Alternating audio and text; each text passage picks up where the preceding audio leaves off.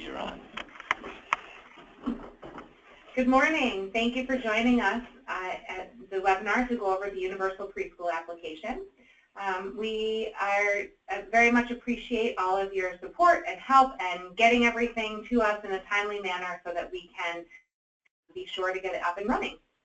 We wanted to announce one quick change in plans as the way that we are rolling out for your information, and we will continue to put this in writing and to send additional information as a follow-up with this webinar, with the link to this webinar. Currently, in launching the application and the back-end application, we are thrilled to announce that we have over 8,000 applications in and are still testing our data and cleaning it up and making sure we are getting all of that information ready to send out to you on Monday. Again, on Monday, you'll hear much more about this as we go forward, but on Monday, you'll be able to log into your account and be able to start searching the applications that have come to your site. We have decided, as we launch the technology, that we are going to delay new applications for 1 week.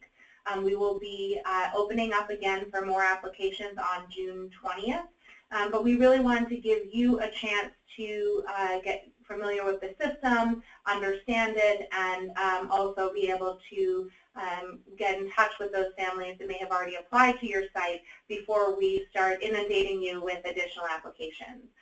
So for those of you who that causes some complication for, please feel free to reach out to us and we can help problem solve on that. But in the meantime, I really felt like it was the best option for you all to be able to be on the system for a week and working with the data that you already have before we rolled it out to increase and more applications. So that's the big news. You will get login information over the weekend, but in the meantime, we wanted to take you through a demo of this, of the application and some of the surrounding policies. Again, you will get follow-up information from us with a recording of this webinar, as well as the training videos that were promised. We felt like it would be better to put them all in one email to you. And so you'll get those from us after this webinar today. And again, you'll get another email with your login credentials. And today, please enjoy the orientation to this system. I'm going to step off screen so that you can spend the time working with Dave and Frank, who will walk you through the system itself. So again, thank you all for joining us today, and we look forward to taking your questions as we go forward. If you do have questions throughout the webinar, please feel free to write them in the box on the bottom of the panel that you have up on your webinar, or raise your hand or in the chat box, or raise your hand and we'll make sure to allow you to answer those. So, excellent. Thank you very much. Hello, everybody. My name is David Schwab. I'm a project manager with the City of Chicago. I'm going to go through the overview of the process for community-based organizations, and then I will, as Sam said, hand it over to Frank, who's going to go through some of the technology with you guys. We'll start with the policies and procedures, go into the ECM system, technologically speaking, and then go through questions and answers. We will pause for a Q&A after every portion of this. You will get a link sent to the delegate listed on the preschool allocation survey before June 13th. And then those users will have the ability to automatically request permissions for other staff.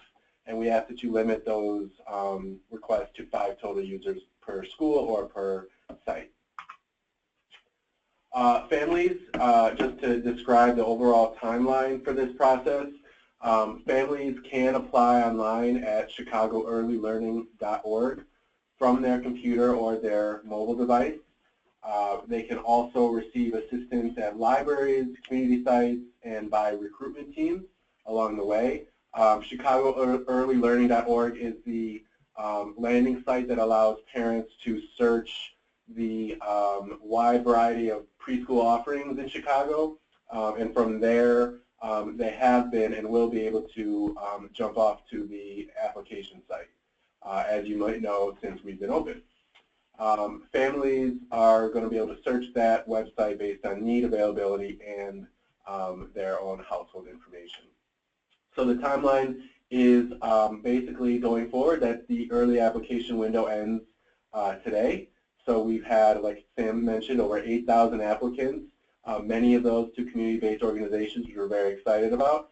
And we will be sending out the notifications to those families on the 13th, which is Monday, at which time the verification process for those students who received offers or preliminary offers begins.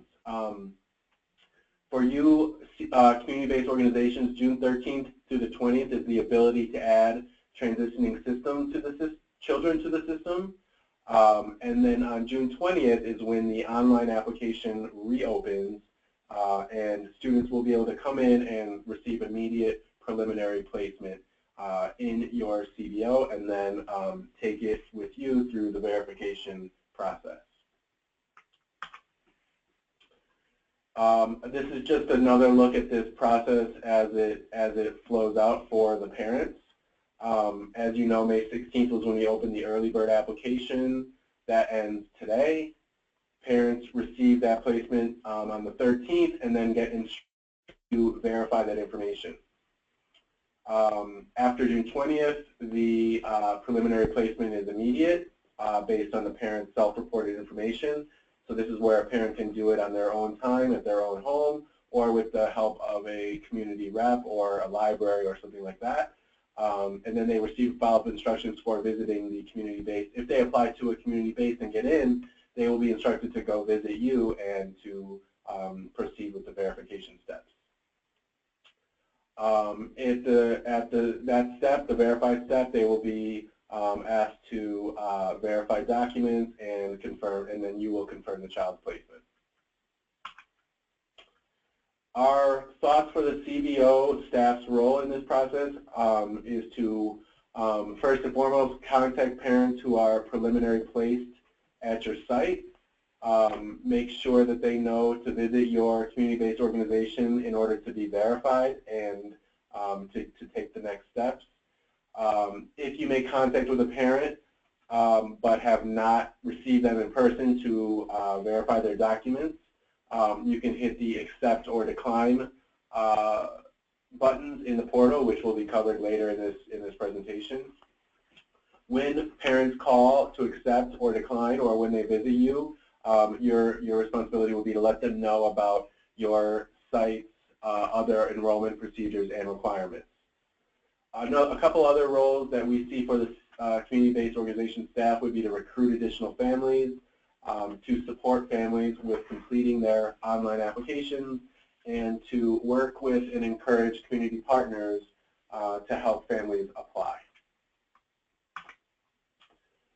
The eligibility for using this new ECM system that Frank will walk you through is that children must be 3 or 4 years old by September 1st. They must be Chicago residents and meet other certain eligibility criteria that are defined on a per delegate basis.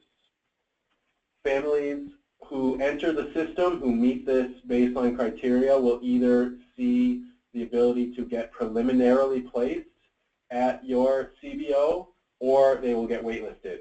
And that's going to be based on the allocation of seats at a particular risk level. The rules are 1 application per child, and the children can be placed at 1 program and remain on 1 additional waitlist. And we encourage students with disabilities to apply. If placement is required to be given from the Office of Diverse Learners or the DFSS Disabilities team, that will happen and would supersede their placement that they've gotten on their own. How are the preliminary placements determined in the system? Well, basically, to take a very complicated process and explain it quite simply, we match parents with their preferred choice A family goes in and indicates their risk factors and their income, which is then determined their preliminary eligibility, which then shows either if they are going to be preliminary placed or offered, or if they're going to be waitlisted. Then these placements were prioritized based on each delegate's eligibility criteria, including homelessness, children with disabilities, income, age, home language, and other factors. Early bird, how are parents notified? So the parents who applied from May 16th till today will receive a letter and an email if they have an email address starting on Monday, notifying them if they were preliminarily placed or if they were waitlisted and what the next steps are. The system, as Sam mentioned, will be closed to new applicants for the week of the 13th to the 20th. Once applicants can go back into the system on the 20th, they'll be able to see what they qualify for instantly, and they will get a notice when they do that in their preferred method of communication that they specified on the application. So that can either be text, in most cases text or email, will allow them to go to their account to see their status. CBOs, such as people that are on this webinar and other service providers, if they have assisted a parent through the process, they can assist parents with all of the steps in the process, meaning if the parent doesn't have computer access, doesn't have the ability to apply online or to check their status or to receive their notification, CBOs and service providers are going to be empowered to be able to do that with them. That said, all families who have applied at any given point will be given the ability to create accounts and manage those accounts on their own. Waitlists, how do waitlists work in this system? Students who don't qualify for a seat that they've selected, or if they are preferring a program that happens to be full, will be waitlisted. The waitlists are prioritized by need, not the date of application, as per our funding requirements, which means essentially that waitlist numbers change based on the applications that come in. So the waitlist number is a dynamic, fluid number that could change over time depending on the applicant pool.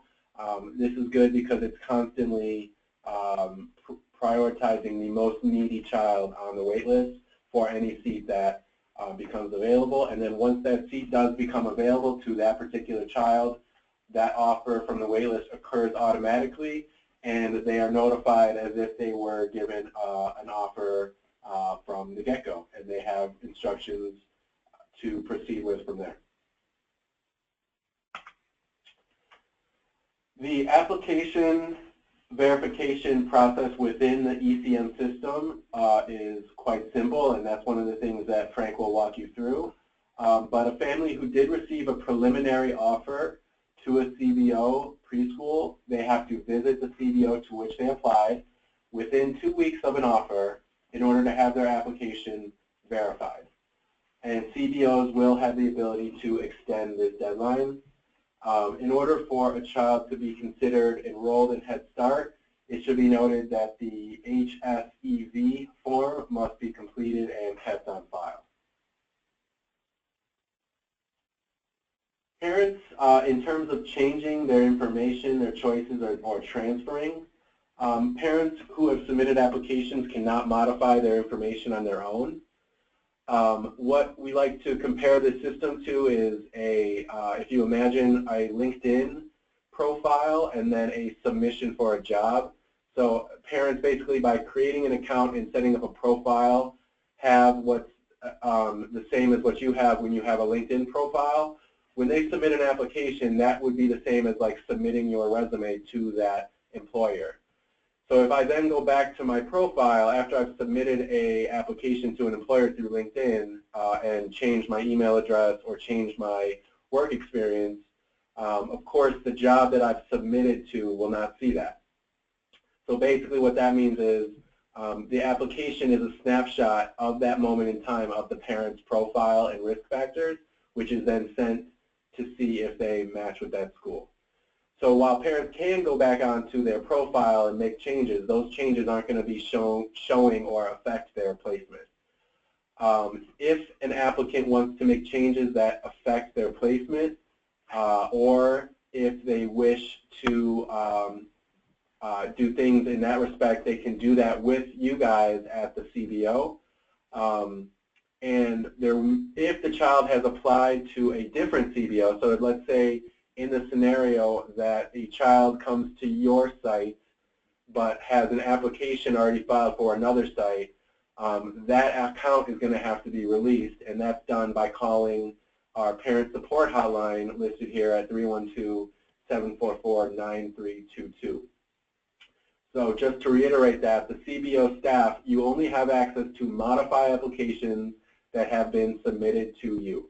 So if they see you and they've submitted somewhere else, they're going to have to be unlocked by calling this hotline, at which point they'll be asked to verify their information, and then you will be able to proceed with assisting that parent. Last but not least, we wanted to make sure that everybody has the right numbers, and apologies because that second number is wrong. But the first point on this is that parents who want support with completing an application can call the Illinois Action for Children hotline at 312-229-1690.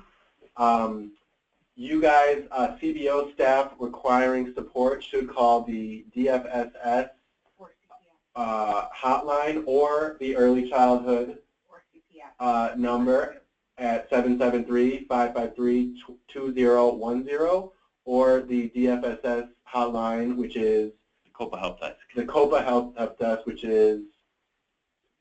We'll get you the number. We'll get you the number shortly. Sorry about that. And in the meantime, any questions or concerns can be addressed to the email address earlylearninghelp@cityofchicago.org. Okay. Let's do some questions, Dave. Let's do some questions, Victor. All right. Who do I contact if the information in the early learning website is incorrect for it? Yep. So the information in the website is incorrect based on the information you submitted to us. It's all being updated next week. In the meantime, if you have any updates that need to be made if you go to your site's page on the early learning portal, you click on more information, and you will see you'll see a little link at the bottom there that says update my information. You can send, it says if you are a provider at this location, please feel free to update your information.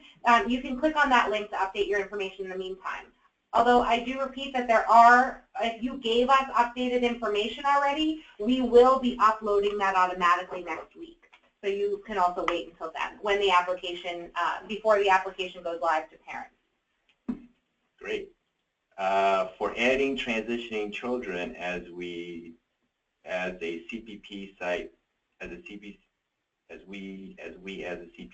site is required to do the data entry to transfer their info from paper documents to the electronic site, or will that be done there by City of Chicago staff? Yep. So the information in working with Chicago Public Schools, the information that you provide on this site, which you will see in a moment, to verify that the child is placed at your site and you are going to be able to accept them at your site, will replace the paper documents that are needed to bring downtown for preschoolers only.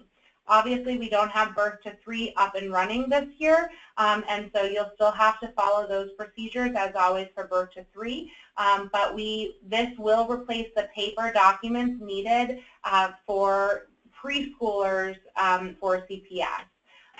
They will be able to see your children and all of the information through a centralized site. More specific information of listing out what then will needed in terms of attendance and ongoing information coming from Rima and Sue shortly, but in the meantime, this will count as the enrollment documentation for sites. not a critique, but every time I have tried to call Action for Children, I am put on hold, and really no one has ever come online. Okay, so we will certainly address that with Action for Children, but I do think that the one question, one thing to say about that is we are trying to make it easier for our parents in that respect by having various options for this. So as Dave laid out, and I know that there are some people on the call who have some, who may not be providers. So as Dave pointed out, we're going through the provider lens. As we've been saying from the beginning, that we also want to provide our intermediaries who are working with parents in other capacities but not early childhood providers the access to be able to support parents to start this process. So more information will be coming about that in the next week as we get this rolled out to you guys. But to be clear, we are trying to provide more access for parents around the city so that they can go to a number of different places for help. This looks like one for Craig. Who will put enrolled children in the system initially? And will we get a copy of this PowerPoint? You will get a copy of this PowerPoint. I'm sorry, the other question was who will currently enroll this system? Who will put current children? Enroll children in the current system. So we are. Yeah, the children who are currently enrolled, COPA will still be your system of record for Head Start this year. This is a year where we are looking to roll this out, as we've said all along, over time. And so this year is an application module. The children who you currently have enrolled in your site will not need to be backloaded into this system as long as you have them and COPA appropriately as per the way Craig needs you to. However, we are looking now to do, and we should have more information by the time we open up the new applications next year. We will, any child who's applied to your site during the early bird process up until this evening will be uploaded into COPA at some point next week, and we'll let you know when that happens. And then ongoing, we're looking to have an automatic upload, so it opens a record for them in the recruitment module once they apply to your site. Craig, do you have more clarification on that? Yeah, just that, like Sam just said, everybody that's applied already to the early bird process, we're going to do a batch upload, which means they'll be in the COPA recruitment module all at the same point, and that will happen before the system goes live for everybody else on the 20th. We are working on the system on the back end so that going forward, kids who are in the regular application process should show up in that same place in COPA, but we're not quite there yet. We should have an answer for that as well by the 20th. We'll see how that works out on the back end. So you'll get an update on what happens post June 20th in terms of COPA integration next week. So on Monday, we will be inputting old students' information. No, on Monday, you will not need to put children who are currently enrolled in your preschool program will not need to be inputted into this system. We are basing that number of returning students on the information each site gave us. The system will, you will have an opportunity next week if there are graduating 2-year-olds who you know will be entering your 3-year-old program next year, you will have an opportunity to start putting them in next week. But you will not need to put these are only for incoming preschool students, not returning preschool students. We also will work on getting all of this to you in writing, as well as a recording of this webinar after. Craig, you want to add? Anything you want to add? Yeah, this is not going to replace our COPA system. We still, this year, so we're still going to do rollover. We're still going to do all those things that we typically do in the COPA system. This is what we're looking at this year would be a referral and recruitment tool for you that you can use. when? Yes, the system is not for birth to 3 this year. Yeah. You will, in the applications that come to you, that you'll see in a second, you will see if there is a returning student that needs to, a birth to 3-year-old student that is a sibling of the child. You'll be able to see that, and we encourage you to have that conversation about whether or not you have room for the younger sibling upon your first communication with the family. So on Monday, should we expect to see some students already in the system? Yep. Yes. Yes, all the systems who have already applied will be in the system, and you will see them. But what if we are not in the system already in COPA because we are not a Head Start funded site currently? Will we have to upload them into COPA? No, if you are not currently using COPA, you will not have to use COPA. The COPA integration is only for those sites that are currently using COPA. I assume they're asking that because they're pre-K site. Yeah. So yeah.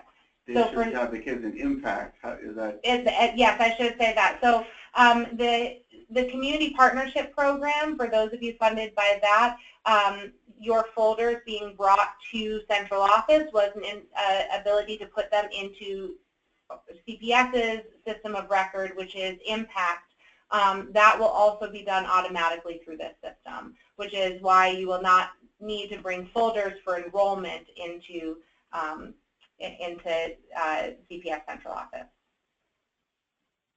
Okay, how are current children enrolled who are not in COPA?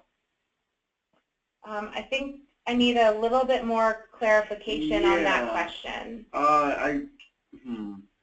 Current children who are not enrolled in COPA are not enrolled in Head Start by definition, because that's our Head Start enrollment system. So those kids, I'm assuming then are pre-K funded kids who are in impact, or child care only kids who may not be in any of these systems. The only reason right now that they would have to go into another system then is if they're not Head Start now, but you want them to be Head Start in the fall. In that case, they should go through this whole application process. Like if you're converting a child care only child who was, say, in your 2-year-old room last year, and now you want to put them in as a Head Start kid, that family should go through this whole application system.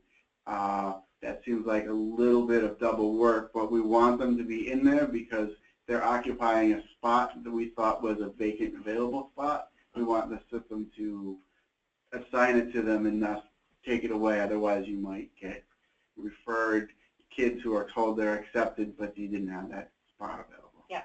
So as Craig said, the information that we are putting into the new application system is based on the information that you gave us about open slots for this summer and next year. So current children who aren't enrolled in COPA do not need to be enrolled into this system either. This is just for new incoming students based on the information you gave us.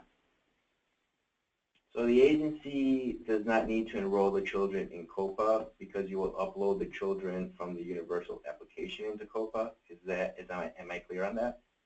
Yes, more information on exactly what the steps are there you will have next week. However, the whole point of that was to reduce the duplicate data entry you would need to do as much as possible. So the information that is inputted into the application will be uploaded into COPA, and you will have that information.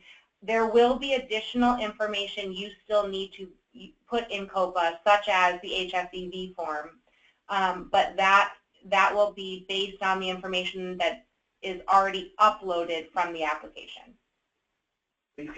Please clarify that this system will replace the white CPS folders that we take to Coleman. This system will replace the enrollment folders that you take to Coleman. There will still be attendance. This system does not track attendance, so you will still need to track attendance with them. And again, Rima and Sue will put out more specific instructions on that, but this system does replace the enrollment folders that you would need to take to Coleman. Will we have to put our 2-year-old children in the system that will be going to Head Start? Yes, you will. And it's only having this conversation right now that I understand that the way we're viewing and defining what a new child is a little bit different. Some of you have kids that are going to be 3 next year, and you guys have had them in your program since shortly after they were born. So you're like, that's not a new kid. Jimmy's always been here. But because right now we're only rolling this out as a 3 to 5-year-old program, from our point of view, that's a new Head Start kid. It's not a returning child because we didn't have them enrolled in Head Start last year. So that's a kind of a tricky case because, yes, we want you to put them in the application system so that their enrollment to Head Start was ranked and so they're occupying the spot, and we're going to reduce the number of vacant slots by 1 because you enrolled them. However, if they have a COPA file, we're working on the technical stuff in the background, but basically you're going to end up continuing to use the COPA file that they already have. Yeah. We're not going to create a new one for them, but they still need the application. Yeah. Otherwise, again, you might end up with 21 kids accepted where you have for 20. And if you, at any point through this, if you have a specific situation or a specific question on this, you can call the sources listed before, which you'll have in writing. We also have the COPA Help Desk number now at 1-866-647-2489. That's 1-866-647-2489.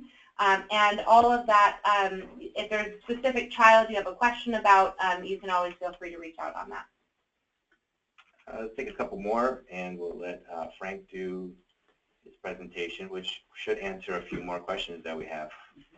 We are a school in the Archdiocese of Chicago. We do not use Impact. How will we enter our preschool for all students? Your preschool for all students are actually, Impact is used on the back end for CPP, so don't worry about that. You do not have to put them into Impact. That is part of our integration process, so you don't have to worry about it. We'll take a couple more. How do families enroll early 3s for the fall program year throughout the universal application? Will it allow the parents to sign up, i.e. their birthday is September 3rd? Right this second, no, it will not. Right now, as of June 20th, you will have to enroll children who are going to be 3 as of September 1st. As we get through the summer and more children, and we start encountering that issue with children coming in whose birthdays are after September 1st, we will open up the system to be able to allow more of that. But as of now, we are prioritizing children who are 3 or 4 by September 1st. One more. At this point, do new enrollees, as of today, should they be put into the new system? Today, they should not be put into the new system. This is an app that right now only the application is. As of Monday, when you have access to the system and can see the whole system, that's when you can start putting your children you know are enrolling. You can start putting them through this system for the next iteration. Okay, we'll go ahead and start. Can we actually answer the IEP question? For 3 and 4-year-olds with an IEP who enroll at CPS, I think that was a slight misunderstanding about what was said. The system is designed to consider a community-based organization that the family wants to go to. So they will still enroll in your community-based organization. As is now, CPS does not have the capacity to provide those IEP services at community-based organizations, so the conversation on the back end will be with the DFSS disabilities team or the CPS Office of Diverse Learner Support to make sure that we are also getting them the required services at Chicago Public Schools for their IEP. So you will still enroll children with IEPs, and in fact, those are will be sent to you as per their choice. Great. Thank you. We'll come back to the questions. We'll go ahead with a live demo of what you'll be actually looking at. Okay. Hello, everyone. My name is Frank Nichols. I'm with the William Everett Group, and I'm doing training for the technology and the early learning project. What I want to show you now, early learning ECM. So ECM stands for Enterprise Case Management. It's in use across the city at many departments. This is the early learning version, and this is going to allow you to manage applications on the back end. As you probably already know, there's an early bird form on the chicagoearlylearning.org, and that is public facing. Parents can fill it out. That's the preschool application. They click submit, and when that data is transferred, it goes here to ELECM. So this is what I want to show you. As you also know, there's going to be a more sophisticated portal for parents on the 20th. And again, that is the preferred method for them to put in their applications. They can put in the applications themselves. They click submit, and it goes to ELECM. So what we have for training tools are the website, which I'm going to show you. It is a UAT website. We're still testing it, so I apologize in advance if everything isn't working 100%, but I'll be able to show you everything that you're going to need to do. The training scenarios and reference guides are going to be provided to you as well in an email. And one other training tool that I didn't put on here are the videos. Everything I'm about to show you is covered in the videos. So we actually have a video for this user training that's listed here on the slide. ECM basics, creating new accounts and applications on the back end, managing the existing accounts and applications, doing the verification of income and other documents, and finally, looking at your applicant list. Somebody asked on the 20th, or I'm sorry, the 13th even, can you log in and see who applied to your organization? And the answer is yes. You'll do that with the applicant list. So that's all that I want to cover with you. And we're going to do that in just a minute. Just a few other things I want to point out. This is ECM version 6. You can use it with any browser except for Internet Explorer. So hopefully everybody's good with that. If you try to go to the link in Internet Explorer, it'll just ask you to download a different browser. The pages we're going to look at today: household profile, application, and applicant list. So when you log in, these are the pages you'll have access to. I'm also going to show you where you request new users. All right, profile versus application. So I'm going to explain the difference between these two pages before I demo them. We had to break this up into two pages. The reason why is the parents are going to own a part of their profile. So parents are actually going to submit their applications and at some point be logging in and managing their profile. This means, or this includes household members and income. And because we want parents to have ownership over their profile, we have to create a separate page for the application. So the profile is owned by the parent, and if you create a profile and an application on the back end for a parent, that's perfectly fine. You'll just need to understand that the household profile, eventually the parent can gain access to that and make any edits that they want. Therefore, we have an application. When you create an application, it will take a snapshot of the information in the profile as accurate to the time that you created the application. It allows you to leverage, the current household members and the income information in the profile. And then for the application, you'll continue to select the sites for preschool. You'll be able to submit the application. You're going to verify income and documents here. And then you'll be able to view the applicant list to verify the enrollment. Right, I think that'll all make a lot more sense once I get into the system. Now I'm going to go into demonstration of the training scenarios that I want to go through. So I'm going to go ahead and pull up the real website. As I mentioned, this is UAT. We'll provide you a link when it's ready to go live along with your username. I'm going to log in real quick. And just to get started, I'm going to go into an admin role just to show you all the pages. All right, so what I'm going to start with, I'm going to show you the full cycle. And basically, you can search for existing applications, but you can also create new ones. And I'm going to show you the full application creation process first. It's not something that you're going to do until the 20th. Then I'm going to show you how to create that application, select sites, and manage all of that on the back end. And finally, we'll take a look at the verification and the applicant list. So I'm going to do a quick demo here. And I'm just going to create an account to start with. So all this is going to be covered in depth in the video, so I'm not going to spend too much time on each of these tabs. But we have the account tab here. This is the account that the parents themselves use to access their information. So this is how they log in and see their profile, how they manage their applications in the future, how they view the status of existing applications. So you're going to need to create this for them if they haven't done it themselves. So I'm going to click sign up. And I'm missing one required field, which is an email. So I'm going to go ahead and put in a fake email. And click sign up. Okay, so in order to update the account information, the parent's going to need to provide you their PIN number. They just got an email notification now. In this scenario, they need to create themselves a PIN, and that's going to come into play later too. We talked about a scenario where if somebody didn't apply to your organization, but they walk in the door, they want their application to be redirected towards your organization. If you want to even view that application, you're going to need their PIN number. So the parents set up their own PIN numbers. If they have any trouble with that, they call the parent helpline, and they get a PIN number set up.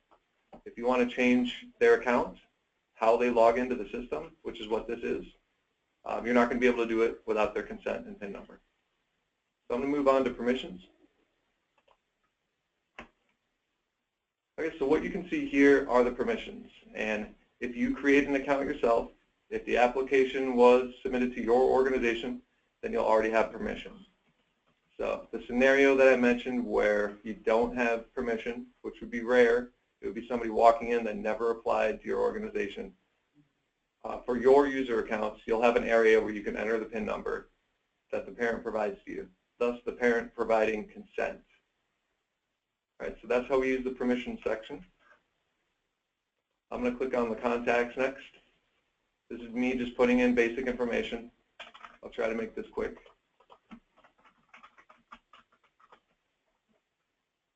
City of Chicago. And I'm going to click Save. I also want to point out this is where you get the contact reference. When we talked about the system sending notifications, this is the field that really matters. We need to make sure they have a contact reference so they can get notifications from the system. I'm going to go into household members next. I have a parent. The parent doesn't have all the required fields, just what they needed to create an account. So I'm actually going to go ahead and select the required fields as well.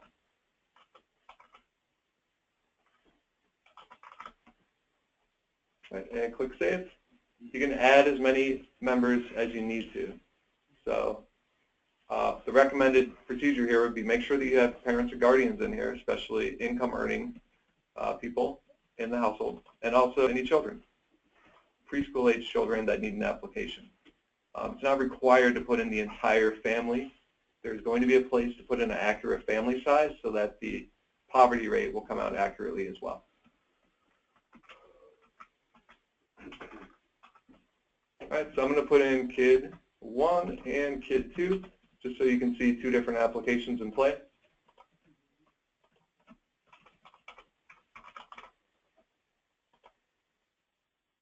All right, and if you're missing any required fields, make sure to fill those out. In this case, it might be a false flag, which is fine. We'll get it resolved before we go live. There we go. There's kid 1.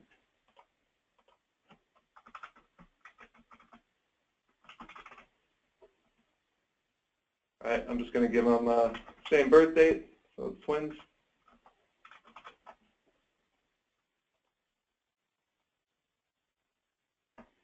Okay, so 1 parent, 2 kids, that's good enough for my demo. I'm going to click on income next, and finally just put in some income. Okay, click Save. So we actually document income by household member, so if you had 2 parents, you can toggle to the next parent, make sure they have income. So that's building a profile. For applications that were already submitted, this information will already be in here. So you're good with the profile if an application already came through. If not, as you can see, you would just build it for the applicant. I'm going to click on Application Next. This is where we get into creating an application that you have ownership over and the parent can't edit. So at this point, you're going to create an application for the parent. And you're going to do it by child. So we need one application per child in the household. So I just created an application for kid 1. This is my unique application ID. This number is very important for parents to know, especially when they call in for help. So make sure that they get the application ID. You're going to get a unique application ID for each child that needs an application. So that's 2 applications. Now I'm going to move on to household members.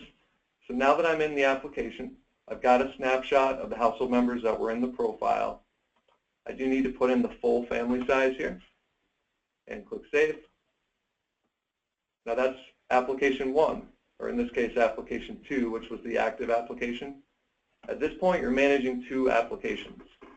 So I point this out in the training videos as well. We need 2 distinct applications for each child in the household. And that means, unfortunately, you're going to do some double data entry. And this is just for the sake of keeping 2 distinct applications. And in some cases, the information could be distinct per child. All right, so I'm going to go ahead and put in family size, click Save. I'm good to move on to income. On the application income tab, this is where you can actually verify income.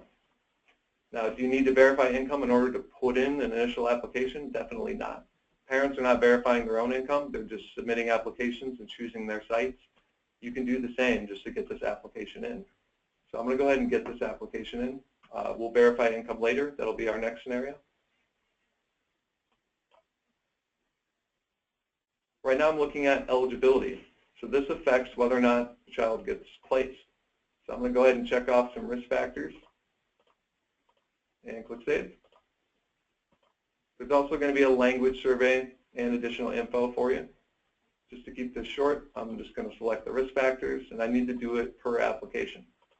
So here's my second application, Kid 2, risk factors. And make sure to click Save. And finally, we go to site selection. So this is where we get the application in. So I'm going to click site selection. What I need to do is find the site that I'm looking for. So you click search. And in your case, as CBOs, you'll be looking for your own organization, which you could do with a keyword. And what I'm going to do next, I'm going to check availability. This is a required step to see whether or not this child is going to get placed. All right, so I can see location by location where the situation is either going to be a placement or a wait list. So I'm going to go ahead with one of these placements. If I want to go to main location, the first thing I need to do is choose a preference. So this is the parent's preference for full day, half day. It's not guaranteed. And then I click to add the site. All right, so that's one placement. I am also allowed one wait list. So if I want to add a wait list as well, I can do that. I'm just going to click the arrow. And I can always pull things away with the other arrow, which puts them back into the list. So this is what I'm looking at in terms of my application for Kid 2, which is the active application right now. I can go ahead and click Submit, and we have an application. So you basically have, on the back end, replicated what parents are doing for themselves. You put in an application. Now, why would you do this over just telling the parent to go to the website? Well, the parent isn't comfortable using the website, so you're assisting them. You're able to save tab by tab, which I think is convenient. Whereas, on the website, you're depending on the internet connection, and it could drop, and you could lose the form. So it's easy to go tab by tab and just save information as you go here. Another reason you might want to do this on the back end for the parent. You can search for them first. Make sure you're not putting in a duplicate. At the very top, you can always search first name, last name. You can search by the email account they use to set up their account. You can search by their application ID. All right, so I just put in a application. So I can do the same for Kid. All right, so what I want to do is also check availability for Kid 1. Should be the same. So I can go ahead and get a placement here as well. All right, so I'm going to skip the wait list this time and just submit a placement. All right, so the next step in this scenario is verifying documents, which is easy enough to do. If we're talking about income, you're going to do that line by line on the income tab. So if you don't already have the application in front of you, you can search it by name. In this case, I would look up the kid demo, and I'll actually show you how that works. You just put in a last name and click search, and then you choose either the account owner / parent or one of the kids. It's all going to bring you to that same family profile and allow you to edit those applications. So what I want to do now is verify income. We already have an application in, and in many cases, if applications are already in for your organizations, this will already be done. You'll just search for somebody. You're going to want to go to the application page, look at the applicant tab to see how many applications the parent has. In this case, 2 applications for 2 kids. Then I want to go to income. All right, so when I'm on the income page, this is where policy and procedures come in, and I'm not going to go into those, but if you have questions about those later, we can answer them. But at some point, in accordance to the policies of this program, you've verified income. And when you've done that, you can go ahead and check the box and click Save. Something I didn't point out earlier, although in this example there was income in the family, if not, it's perfectly okay to declare no income. Another thing that is a possibility, somebody comes in with a different story than what was on their application. You need to edit and change their income based on the actual reality of the proof that was shown to you, so you can actually change the income and click Save. So I've done that. And again, you don't want to do that on the profile. The parent owns the profile. They can edit it whenever they like from the portal starting the 20th. You're always working with the application. This is what matters. So I just edited the income just to show you how to do that, verified the income, saved it. I would need to do that for each parent. In this case, it's a 1-parent family. So now I'm going to move on to show you the status. So I'm going to go to the verification tab next. All right, the point of the verification tab is just to do this final verification. What we have right now is we have a status of offered for this child. So I browse application by application. I know that we have an offered status because they submitted and they got a placement. What I need to do now is get to the confirmed. This means I verified income. As you can see, a summary is going to show you whether or not you actually did go back to that tab and verify the income. If you didn't, you'll need to do so. In addition, this page is still in development, but the final requirements of what you're supposed to be checking are going to be here. I believe proof of birth is still going to be here, so I'm going to go ahead and choose that. These other options will be removed from the form, but just for the sake of demo, I'm going to go ahead and select them. But what I want to show you are 2 steps you need to do here. One, we've got an offer. We need an acceptance. This is the accept button, which you can do on behalf of the parent. So I'm going to click that first.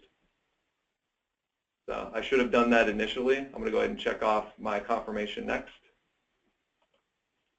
And now we want to get to a confirmation. And that's the button at the bottom.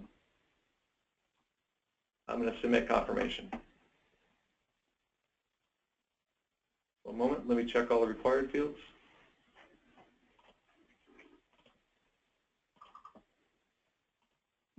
Okay, so we found a bug, and I did give fair warning about this.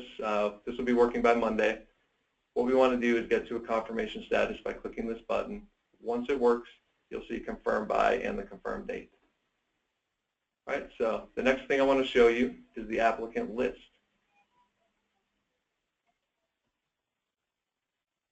Another dialog that you're going to run into if you haven't saved your changes, it's going to warn you that you haven't saved your changes. If you click cancel, you can move on, or you'll want to click OK to save those changes. All right, so now we're in the applicant list. And really the story that I've told you might kind of go in reverse when you start on Monday. You're probably going to want to start with the applicant list and see who's already in the program or who already put in an application to your organization. And you can do that. It's going to default to your site. So in this case, we'll look at main location. So the top with the school year, the organization, the site, that's all going to be defaulted to your site. And then you're going to be able to filter through your applicants. So right now I have a list of applicants, and they're at various stages, which I described earlier. You're offered in that you have a slot in the program, but you haven't accepted. You all haven't accepted. These are the parents that accepted. And then the next step will be confirmed. So anybody that was confirmed, in this case we do have a confirmation here. This is somebody where the income and all the documents were provided, and you were able to click that Submit Confirm button successfully. And then finally, enrolled. So what you'll find is as you browse any of these categories, you can go ahead and take them to the next step in most cases. When I look at my offers, these are all the students that have a seat. I can go ahead and click the Accept button. So one at a time, you can look at a student's record here, see the contact information, you can click Accept. All right, so I've seen Sue over here, just went from offered to accepted. And then once you go down to accepted, at this point, this is where you need to confirm the documents. So as I showed you earlier, you go to the application and the verification tab to confirm the documents. When I'm looking at my confirmed students, at this point, I'm able to enroll. So now the documents have been confirmed, I can click the Enroll button when the student actually attends the program. All right. Any step along the way, if the parent declines, you can go ahead and open up that spot that they were taking by clicking Decline Placement as well. So regardless of the status, you'll have the option to decline. All right. And now I can take a look at my enrolled list. These are all the students that are enrolled. Finally, there's the wait list. So if you want to browse the wait list, you can see this as well. From what Dave explained, the wait list will automatically be added to offers as slots become available. And I just want to confirm real quick, are they going to be able to manipulate this? Yes. Provide an offer? Yes. So at any point in this, if you see someone who is on your wait list, who you feel they are perhaps on your wait list not because you're full, but because of eligibility reasons, and you feel you would like to override that wait list offer, that wait list status, and offer them a place that they can then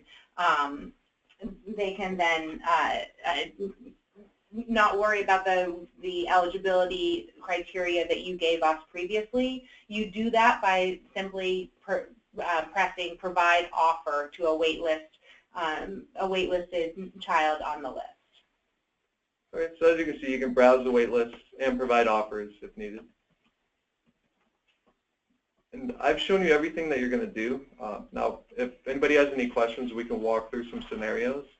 The videos that I provided, it's a little over 10 minutes to show you how to put in an application. You can provide that to staff. If they're putting applications in on the back end, that video will walk them through it.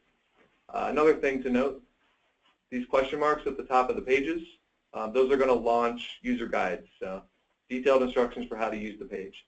So while we are going to send out some training documents, you're going to find that the website is self-training. So if I go to the household profile and I'm looking at the account tab, this information is actually going to be specific to the tab. So in this case, we're telling you how to create an account. The guide is built into the website. Another thing that's built in, if you don't want to read and you want to watch a video, just click the camera, and that is going to launch a video of, and that's me right there telling you how to use this page. So this should all be pretty easy to self-train if you need to provide this to staff. If you log in and go tab by tab and check the directions, that should help you through it. The only thing I haven't shown you yet, which is my final demonstration, request new access. So because we have a limited number of people via however the emails were collected, and you're going to get an invite into the system. If you have additional staff aside from yourselves, you would put in the request here. And we'll make sure that you understand which security role to request for those staff. And that's it for the demo of EL-ECM. So we're going to open it up to questions, and these can be questions, again, about policy procedures like before, and then, of course, I'll be available to talk about technology. Okay, go through the questions. Just to verify, children who are currently enrolled in CPP will be uploaded automatically by the central office, and the CBO sites do not have to do anything. The children who are enrolled in CPP do not have to do anything. I did get a clarification from CPP that you will not have to bring the blue PFA folders for those children. You will still have to bring the pink PI folders. So just to be clear on that, but you will not have to bring anything. What about the paper applications currently on my wait list? Will these have to be put into the new system? Yes. All data on this system is based on the information you gave us on total number of slots and the number of children that you believe are returning, number of slots that you have open this year. So anyone that is not currently included in that number will need to be put into the system. I want to remind you, today you're seeing the back end, but on June 20th, when the parent-facing portal opens, parents will be able to fill out this application from anywhere. And so what we need to, in order for them to feel like this system has integrity, we need to be able to ensure that slots actually exist for that family before we tell them they can be placed into it. So that is why it's important that you keep an accurate running tab of any new children entering your program. You will, I want to make a note that you will get a report from us outlining, or from the system outlining how many slots it says you have total, how many slots are open, and how many on each status there are. So you'll be getting that automatically to make sure it's correct. If at any time you feel it's not correct or children leave and you want to open up more additional slots, you will go through our helpline and anyone can help you do that. We are a site that partners with Head Start, and we do not have access to COPA. Is it the responsibility of the delegate agency or the CBO to enroll the child? Yeah, different delegate agencies have their data systems set up differently. So if your people at your site were not previously handling enrollment, you're not going to be handling enrollment now in COPA. Because the universal application is on the web, is open to everybody, you can still assist people who come in and want to enroll with putting them in this system, and then they'll get in COPA the way that it does. But you won't necessarily be responsible for putting things in COPA if that hasn't been your policy, your delegate agency's policy previously. And as one of the reasons to have next week, to have you the ability to test out this site, if you feel that other people need permission to, for example, if you're a partner site and you'd like your delegate site to make sure that your delegate to make sure that they have access to your site list so they can help you get into COPA, you'll have next week to set this up appropriately for your situation. We know that everyone has a somewhat unique situation, and as Craig said, different relationships that with different responsibilities. So we want you to be able to have that nuance in this system. Is the application available in other languages? The back-end application is only available in English. Again, what you just saw will not be parent-facing. This is only for you to log in and do this, or other people at your agency. And so for that, we do anticipate that that any translation that needs to happen with the family would be done in person. The front-end application will be available in Spanish and English, the one that's parent-facing that they can do on their own. And we are looking to build it out into additional languages next year. But for this year, English and Spanish is what it will be available. When verifying, do we need to upload any documents? You do not need to upload any documents into this system. You need to follow the procedures as Frank said. As per your funders, whatever funding mix you have, you need to to follow those procedures and just mark in this system that you have verified. That will make sure that we appropriately take off children from your total slot list. We do hope to put uploading in future years, but for this year we're just tracking that you have verified. You need to keep that information at your site as per the funder requirements. So what that means is that if you have Head Start, you still have to continue doing what you have been doing all these years for Head Start. This will not take the place of that. Right. You need the documents. You just don't need to upload them to the system. Have them available if anybody asks. Absolutely. And particularly, as a reminder, going into a federal review year, we're trying not to supersede any of those procedures. So just keep doing what you've always been doing and do it well, and then we'll take it from there. Why did we click on all the risk factors on the application? Do we ask those questions to the parents and click only those that apply? Yeah, what you saw was a test case, and he clicked on all the buttons. That doesn't mean you should click on all the buttons. Where those questions come from is when we sent out questionnaires essentially to every site about eligibility criteria. We asked a site to let us know which elements were going to be used to weight applications on the waiting list.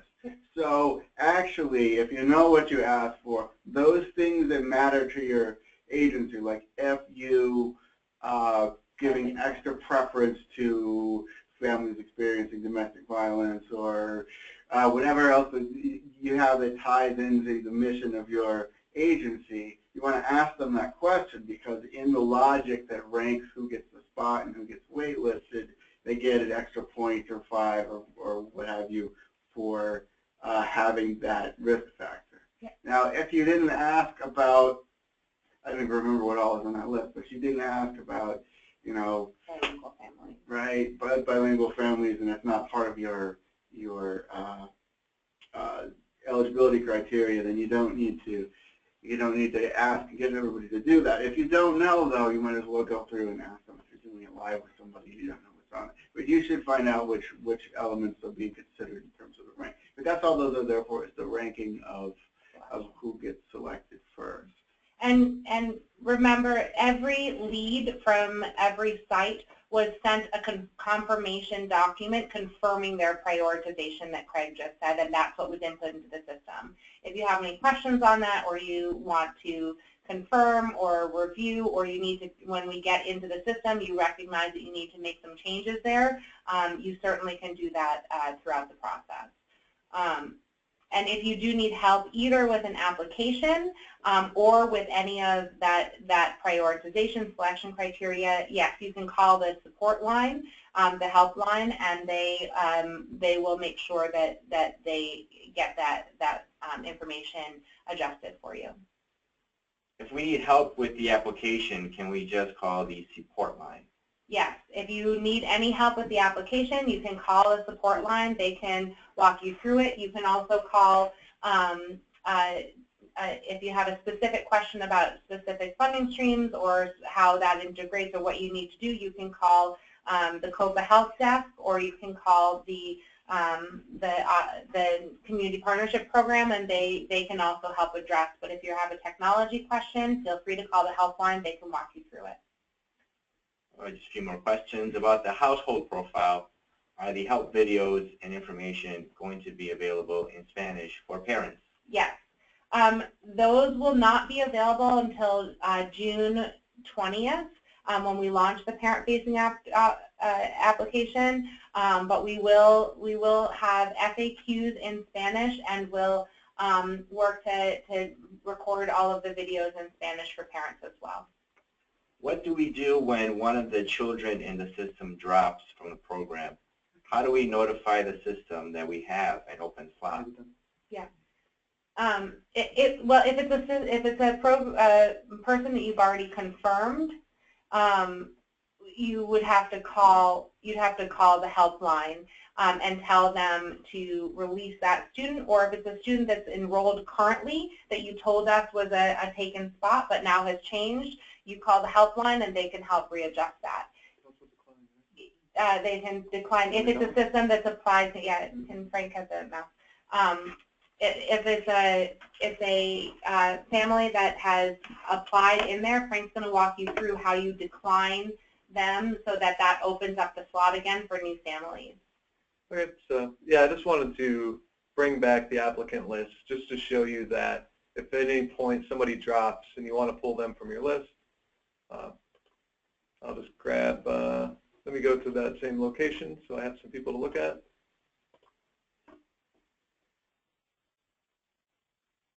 I'm going to show all.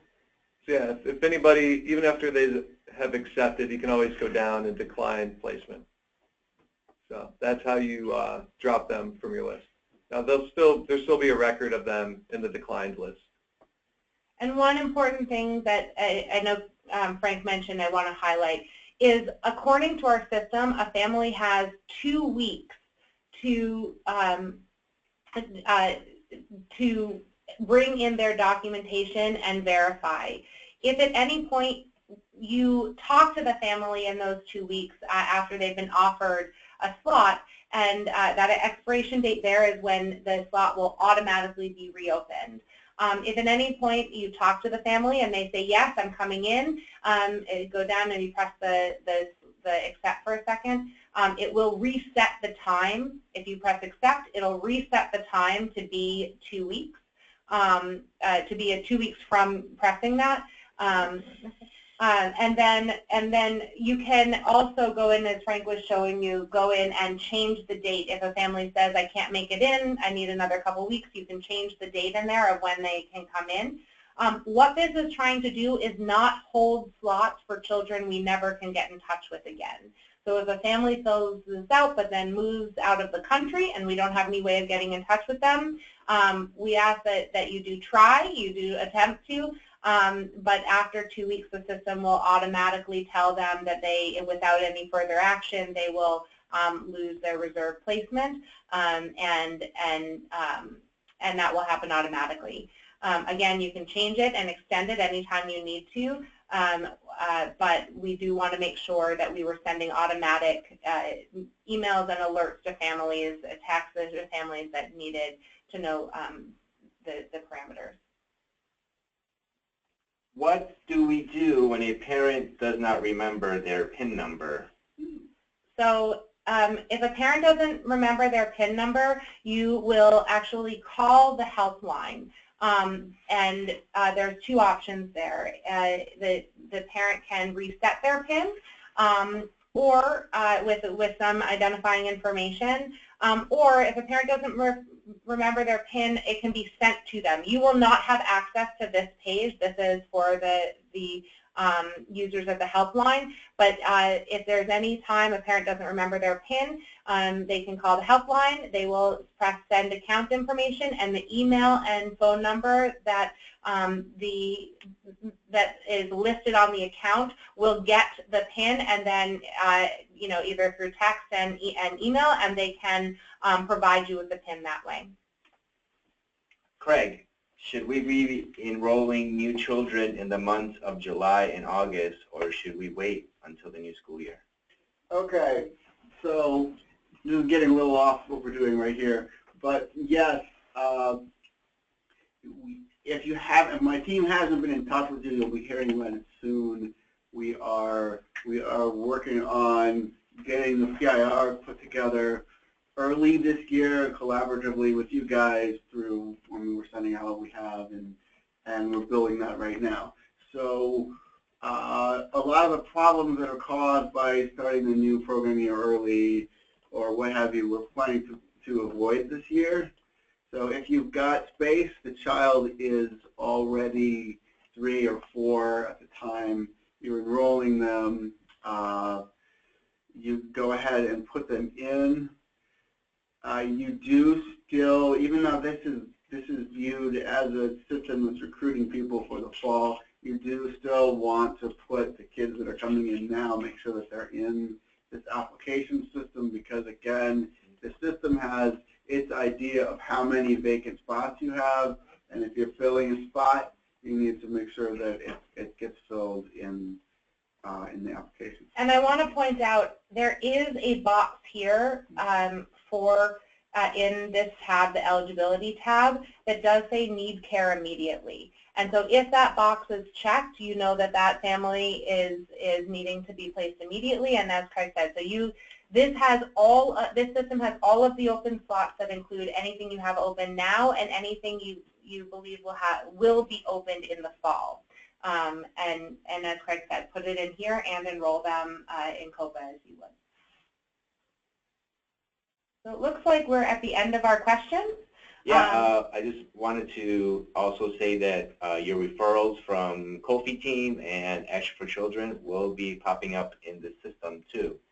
So, and we'll also have another webinar closer to the date or afterwards as to how often you should be checking this and pulling reports and other things like that. So you can be using this as a recruitment tool for your program.